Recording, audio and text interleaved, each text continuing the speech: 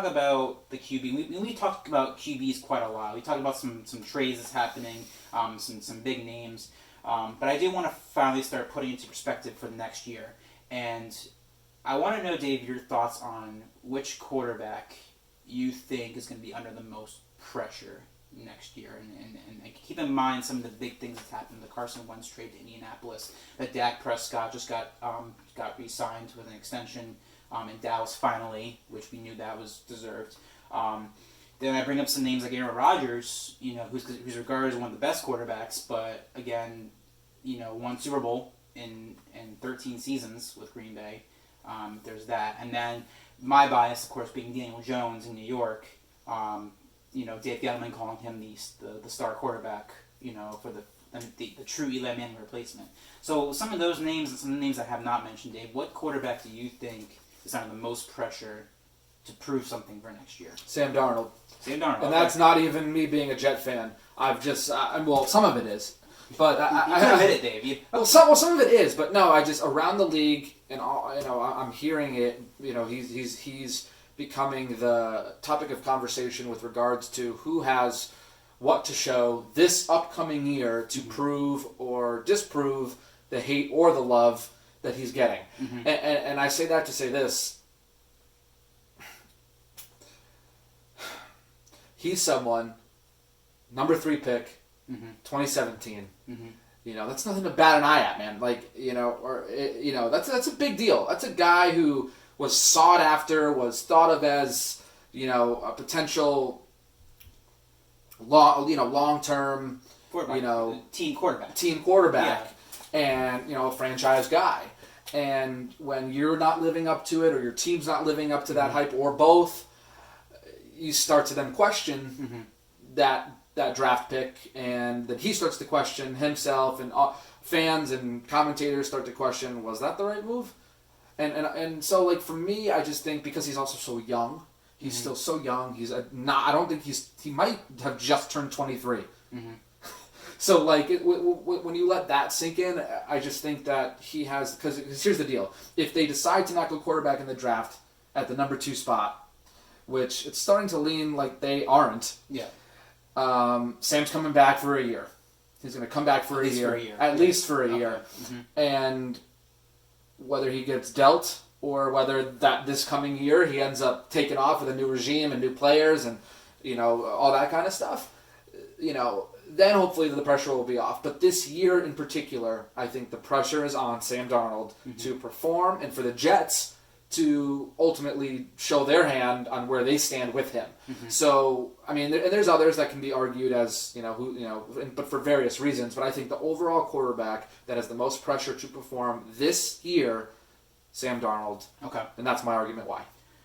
So, with Sam Darnold, and this is what I want to know, is when you look at his performance, and you translate to Jets' success, or lack of success, I should say, how much of that is the quarterback versus how much of that is the culture, the team around him, the management? What's the breakdown you think with that? Well, I could go on for days about that. That's my bias. Yeah. But that's why the conversation, and that's why my choice is Sam Darnold here, because there's so much to analyze with this topic, from the culture to coaching.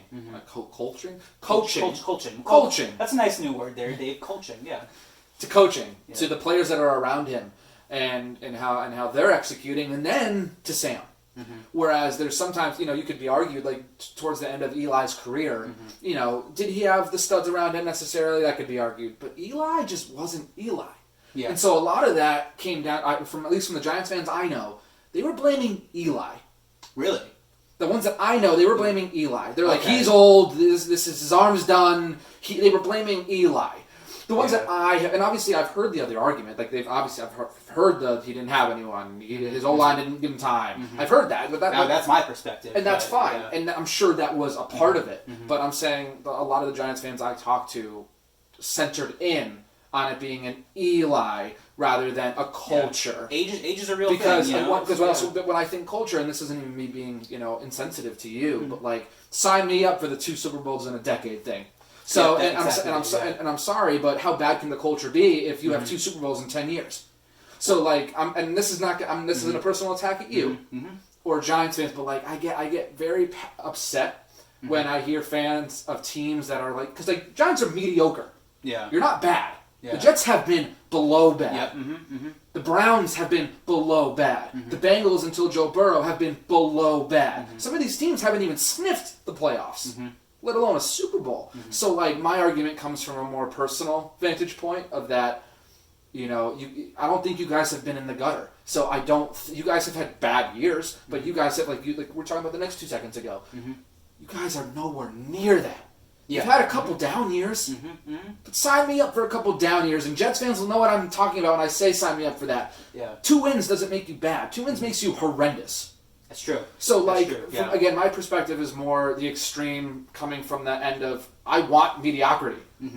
I'm craving mediocrity. I want 8 wins. I want a Super Bowl. I want a Super Bowl. Exactly. When you've won 2 games for so long, 6 wins feels like a Super Bowl, right? In many aspects, and that makes me sound crazy because obviously we want more than that, and we should be getting more than that. The expectations are higher than that. Yeah. But my point stands in that's my perspective on it because of how bad the team I root for has been.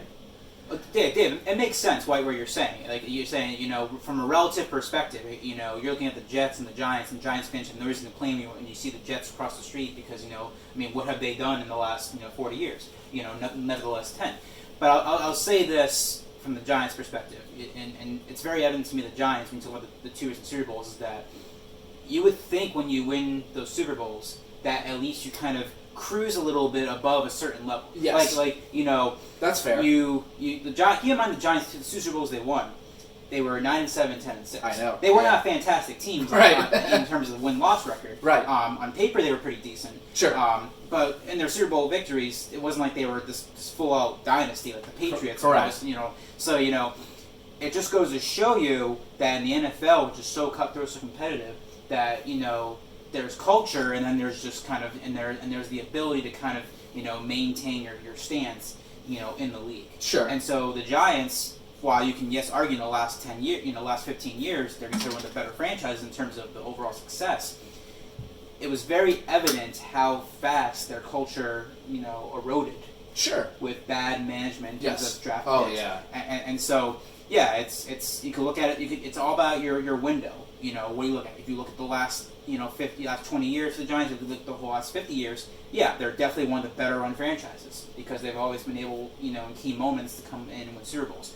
But you talk about the last 10 years, the culture has definitely, it's gone down. And so with that said, the Sam Darnold thing is a very good pick right there. I think because if you're a mediocre team, you want the quarterback to be the solution to get you out of the gutter. Yeah. Now, for me, the Giants fan, I could be a little biased and say Daniel Jones. And I would agree with you. And obviously that's a pick, but since we want to kind of spread our coverage out here for our viewers, I will say Carson Wentz is that was my number 2. And it's because it goes to culture. I think when we talk about these quarterbacks, it always comes back to team culture, and that somehow ties into why they're struggling or why whatever's going on. Sure. The QB office connection's not there. It was very evident in Philadelphia that there was a cultural issue, and even Wentz came out this week and said that he was not having fun. And there were some other theories. There was even an affirmative action kind of theory that came out from Stephen A. Smith that said he quoted somebody from Philadelphia that was saying that the reason why Wentz wanted out is because he didn't want to compete against a minority quarterback. He thought it was his position. He had no reason to compete for it. And when Jalen Hurts came in and Wentz was not performing, there was all this speculation that he didn't want to be in that situation. Again, it's a rumor. We don't know if it's true, but nevertheless, there was so much controversy surrounding Carson Wentz. There was so much promise for Carson Wentz. There's still a lot of belief that he's a very talented quarterback. But clearly, in Philadelphia, even with the Super Bowl, it was very murky waters. And so he's going to a new situation. He's getting supposedly a fresh start. And so, to me, this and maybe it's not necessarily this year, but you have to at least start on the right foot this year and over time really prove yourself. But you have to use this fresh start and really prove to the NFL that it was a cultural thing and not a youth thing. Right. Because if Carson Wentz comes out of the gate in Indianapolis, which has what we talked about, a very good team. They do. A very good Overall. system there. A lot of key pieces in there. There's no reason they should not make the playoffs when we thought there was a significant upgrade from Philip Rivers to Carson Wentz. Yep. If this Indianapolis team doesn't get, let's say, to be fair, we'll say 9 wins. 9. I'll put 9 as the baseline, although it really should be 10 or 11. Yep. If Carson Wentz goes 8-8 or worse this year, Right. they're gonna really start looking at him even in a worse light because at some point you got the restart that you wanted because we're to believe that you are a great quarterback. Right. Sure. And we're not we're not saying Super Bowl this year, but if you don't show us evidence in year 1 that you were the right decision, boy, it's gonna come down raining hard on Carson Wentz this year moving forward. So I mean that's kind of my 1B pick, I guess. I do think Daniel Jones will have to prove too with his team, but for our viewers I will say Carson Wentz has a lot to prove. But all these quarterbacks have something to prove every year.